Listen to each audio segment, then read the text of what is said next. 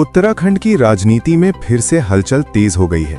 राज्य के पूर्व मुख्यमंत्री हरीश रावत ने अचानक कांग्रेस के वरिष्ठ नेता प्रीतम सिंह के आवास पर पहुंचकर सियासी पारा बढ़ा दिया।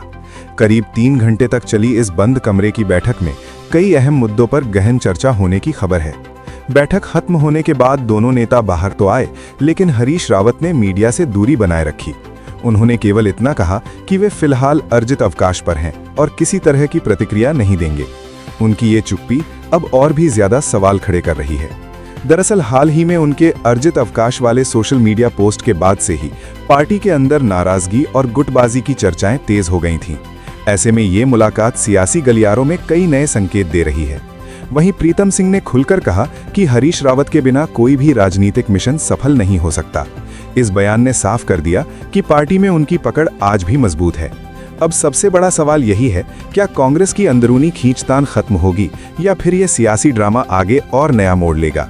हरीश रावत की खामोशी और अर्जित अवकाश ने उत्तराखंड की राजनीति का तापमान और बढ़ा दिया है, जिससे साफ संकेत मिल रहे हैं कि पार्टी के भीतर सब कुछ सामान्य नहीं है।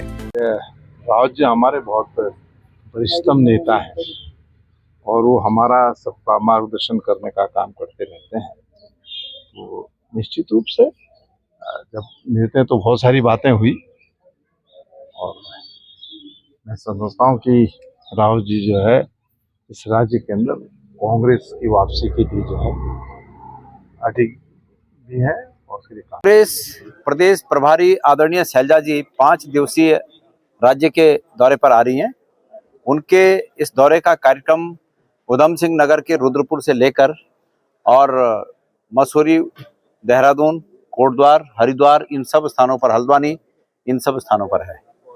इस 5 दिन के दौरे में वो अलग अलग जगहों पर सभी वरिष्ठ नेताओं से बातचीत करेंगी, कार्यकर्ताओं से बातचीत करेंगी और हमारी पार्टी की नीतियों से जो आगे संगठन को मजबूत करने के लिए और प्रदेश में आने वाले चुनाव को मद्देनजर रखते हुए जो भी हमारी बातें हैं, कार्यकर्ताओं में उत्साह भरने का काम करेंगी।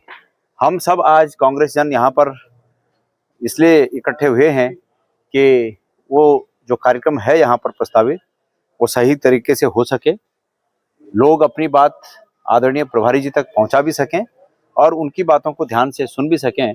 इस हेतु सब ये हम लोग जो भी इंतजाम हो सकते हैं उसके बारे में बातचीत करें। जयराम आश्रम में कितने बजे प्रोग्राम होगा? और ये यहाँ पर हरिद्वार में यहाँ पर आश्रम में जो प्रोग्राम होना है वो 3 बजे से प्रारंभ होगा और 5:30 बजे तक चलेगा।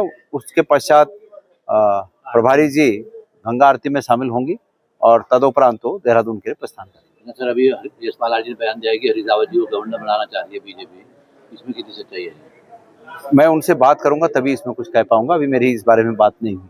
हरीश रावत जी ने जैसे बीच में कहा कि कुछ लोगों को पार्टी में ले लिया और उनकी जो सिफारिश थी उनको लोगों को नहीं लिया गया, इस तरह की भ्रम की स्थिति हो रही है। ऐसा है कि बहुत से लोग हैं, मैंने कल भी कहा और आज फिर उस बात को अब मैं दोहरा देता हूं कि बहुत से ऐसे लोग हैं जो विभिन्न नेताओं के माध्यम से कांग्रेस पार्टी में शामिल होना चाहते हैं। जिस व्यक्ति के बारे में हरीश रावत जी ने ये प्रकरण रखा है उनका नाम भी हाईकमान को भेजा गया है उसी लिस्ट में, लेकिन चूंकि लिस्ट में 6 लोगों के नाम उस समय तक सभी पक्षों से बातचीत करने के बाद तय हुए थे, इसलिए उन 6 को शामिल किया। लेकिन आगे भविष्य में और भी जो लोग हैं जिनके लिस्ट में अभी नाम है या जो और नई लिस्टें जानी है, बहुत से लोग हैं जिनको शामिल किया जाना है, इसमें ये प्रकरण भी शामिल है। 27 में क्या संभावना है उत्तराखंड में? निश्चित रूप में हम बीजेपी को